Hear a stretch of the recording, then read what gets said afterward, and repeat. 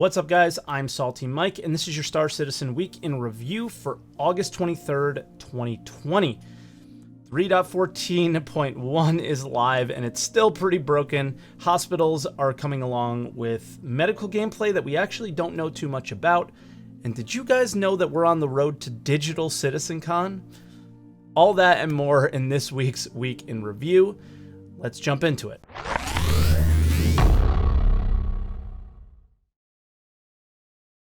And as always, if this is your first week in review, this is the video I do every Monday to compile all of the previous week's official Star Citizen news and throw my opinions in there as well. Also, I do live stream on Twitch every day but Monday, so I can get this video out to you starting at 6:30 a.m. Eastern Time on twitch.tv/SaltEMike. So if you want to stop by, say hello, hang out, and yeah, just say hi. Make sure you stop by and do so. We do have quite a bit to get through, but about the digital Citizencon comment. Every year, OG backers will know that Star Citizen's communication tends to shut down at around this time every year because they don't want to share what they're working on, because what they're working on is for their big Citizencon presentation. This year is no different, but kind of the problem was there wasn't a lot of sharing this year in general. I think because there wasn't a lot to share. So it has been a really frustrating year for Star Citizen backers, especially creators like myself. There isn't much to go on with that. So, you know, we're starting to get less information outside of ISC and SCL every week, and even in them, we're getting kind of more of the origin stories about developers, and we're more focusing on the development of Star Citizen and less on what we're actually going to be doing, things like that, even more so than we have before, and it is quite difficult to see. But every year, CitizenCon is a wealth of information about what they are prioritizing for the current, what they're prioritizing for the future, and we have that coming up in October, so it's not too far away. It isn't that much longer to wait. So just a note, it's going to be really light in weeks in review, starting from this week probably, and we are light this week. So let's jump right into it. We have some patch notes. We had two patches, a 3.14 AB patch because we didn't have any more letters that we can use in the alphabet for single letters, so we had to go to double. And this patch had a known issues list as long as my arm, as most of the PTU patches have, and I just don't know what to say anymore. I would define most of these as pretty game-breaking, and like, you can't mine correctly, you can't cargo haul, medical pens don't work all the time, and that's just to name a few of them. And like, some of these patches have been in, or these issues have been in for a really long time, but at least they fixed a few crashes, right? This is probably really frustrating to see, but my guess is that most of the issues we're seeing on the known issues list is planned or are planned for the 3.15 EVO and PTU cycles to be resolved. They most likely will be resolved before those PTU cycles even exist. So some of these things might be passed along to the next patch because, guys, 3.14 was so late. We're already deep into the development of 3.15, and to be honest, are probably expecting a PTU/EVO CODI phase relatively soon. So the idea of these issues not being fixed in 3.14, very annoying, but also how long 3.14 took is a result of that, most likely. We also had a live patch for 3.14. It was 3.14.1. And, you know, these are just the culmination of all the patches in the PTU that we talked about over the last couple weeks. And sadly, they have a smaller bugged fix section than they have a known issues list, just like we mentioned. And again, I'm just at a loss. The contentment with the current player experience is scary, unacceptable. I've, beat that horse completely dead at this point. I hope that they start realizing that they must see the number of concurrent players has to be down incredibly in comparison to last year. And the reason is that they haven't done anything new. So hopefully they start adding features, start doing what they said they would do at the last CitizenCon, which was focus on the player experience, quality of life, the game, and eventually we'll get there. But yeah, we'll see. Dynamic events barely work. which is really frustrating as well. And that was their only focus in the PTU cycle, and they still don't work. I have been unable to take part in the cargo hauling section of Ninetales Lockdown, which was the part that I was looking forward to most, because the Starfarer Rex just won't load for me. So yeah, it's been a tough quarter, this 3.14 quarter, and yeah, hopefully the next one is better. But what a time to do a free fly promotion, am I right, guys? It started this weekend. You have the access to an Arrow, a Prospector, a Star Runner, a Mustang Alpha, the 100i from Origin, and the Aurora MR.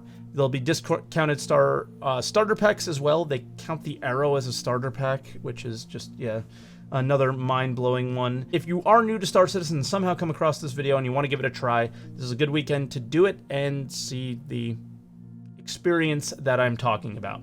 Moving on to video updates, we had an Inside Star Citizen this week that started out with a hospital featurette, and they start out with their biggest challenge and how they overcame it. One of the interesting challenges about building hospitals is obviously that we have to build them for a purpose that isn't there yet. And so what we did on the design side, we were very involved with the actor feature team in what is the healing loop going to be like, and what are the requirements that we have to factor in our location. So we decided that we need some pharmacies where you can purchase meds. We need also instrument shop where you can set your respawn position. We need also like a completely new way of approaching rooms reservation. We know we get assigned a room in the habitation when we spawn, but now we do it the other way around, where you go into a location and you reserve a room from the lobby. To me, it's wonderful hearing a team that is delivering a location, but is working together with teams on designing gameplay. So everything would make sense for what that gameplay is able to deliver for that time, in that location, and even the future as well. Next, they touch on the differences of clinics, the hospitals that are inside the stations versus the landing zone hospitals. And then we have the space clinics. They still offer all the same services that you would find in a larger hospital. It's just that everything is more compact. We're creating modules and different pieces of the space clinic, so that way every time you experience it, it'll be just a little bit different and you'll still get the same feeling. And like you said, these are going to be the most popular for sure.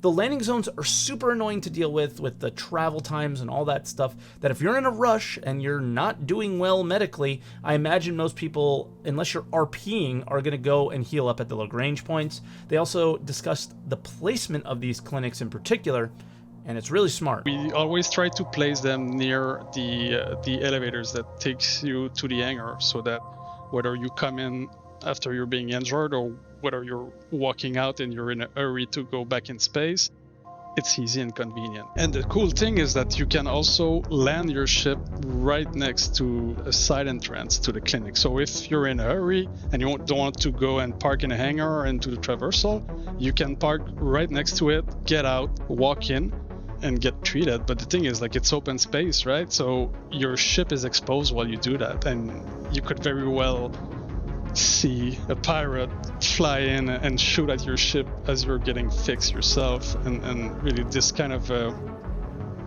emergent like interaction is really what makes the game shine, I think. In the stations and at Grimhex, the position of these are really important. I don't see myself going to the hospitals at the major landing zones, like I said before. So the convenience of getting in, getting to the healing location seems really, really important. The rest of most of the show, they just talked about how things look, as they do, and I do hope we hear more about how they will work and how things are going to, how players are going to get healed, all that stuff. It seems obvious that when a lawful player dies, we wake up in a hospital, right? But how do we heal a player who is injured but isn't dead yet? So that's going to be a big one to kind of figure out there.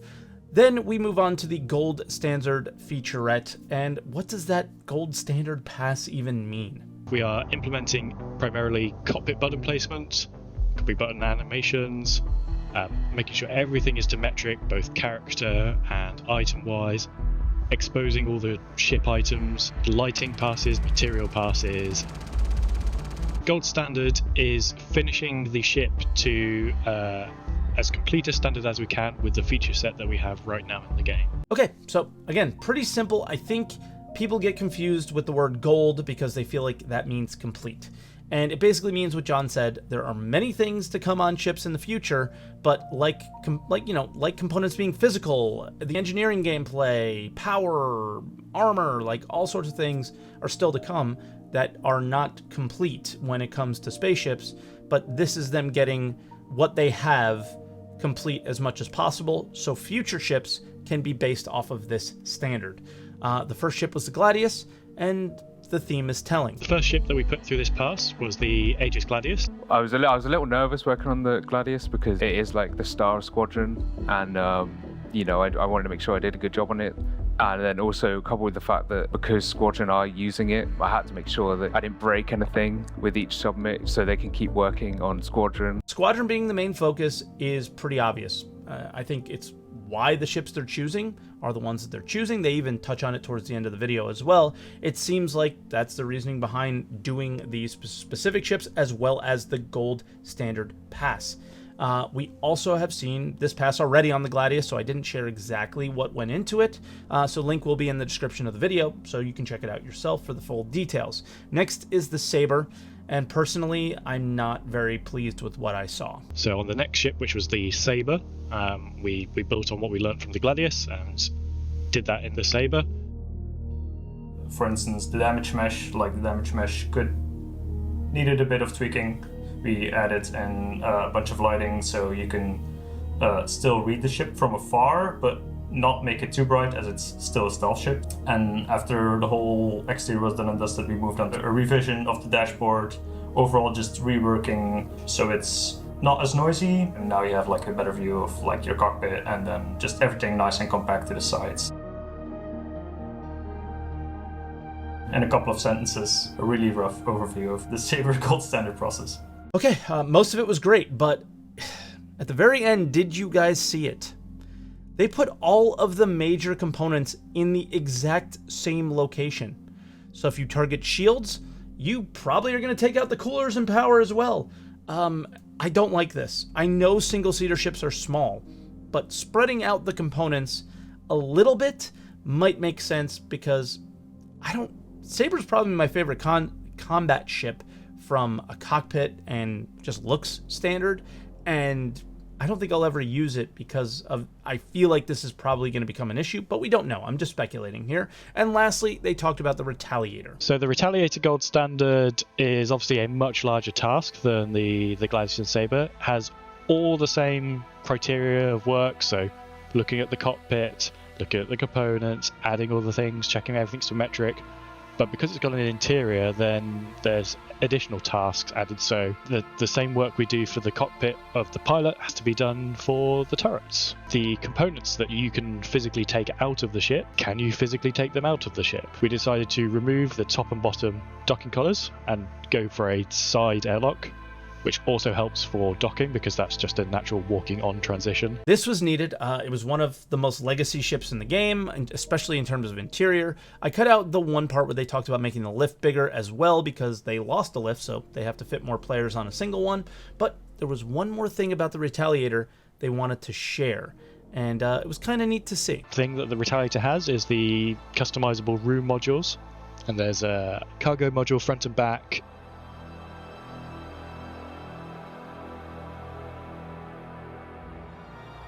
a dropship module at the front. They were all brought up to current standards, so when modularity comes on as a swappable item, they are good to go. Modularity. One of the things that they really wanted to do a long time ago and kind of got away from, but sort of have to deliver because people paid for it. These look pretty cool, and yeah, looking forward to some of the other modular ships, I guess, taking from this work that is being done now.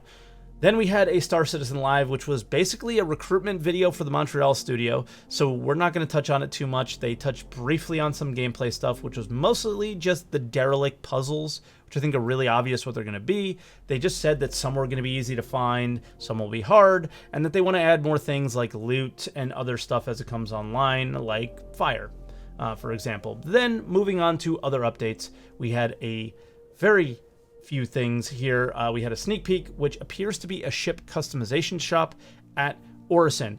Part of me looks back at the old sneak peeks that still aren't in the game, like for example the door jam opener, and part of me looks at cargo decks that are still lacking tangible things to do.